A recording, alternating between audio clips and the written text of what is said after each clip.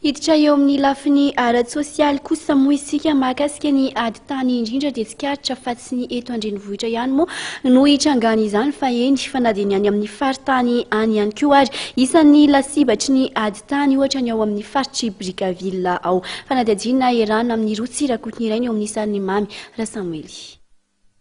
Olona iray no nampijirina ponja no niresaka ady tany Brickaville ny 15 volana Jiona lasa teo. Raha ny tantara dia tamin'ny taona 577 no nanao fangatana ny tany izay mirefy 720 hektara ao amin'ny fokontany Ambohimarina ao Namahoaka ao Brickaville ny fikambanan'ireo fokon'olona antsoina hoe fikambanana finaritra. Rehefa azon'izy ireo ny fangatana dia nametraka ny borina amin'ny tany izy ireo. Saingy teo kosa no nipotra ireo olona izay milaza fa tena tompon'ny tany. Zany misy zany tany zany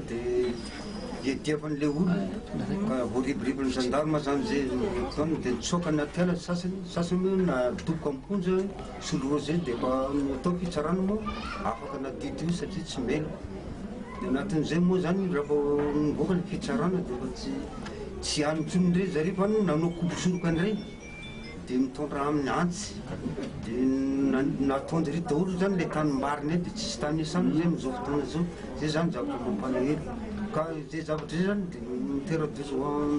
amin'ny fiarahamonina mihitsy zay zavatra zay zany mampalahelo mangataka manam-pahefana mba hajery kekin'izy io haingana.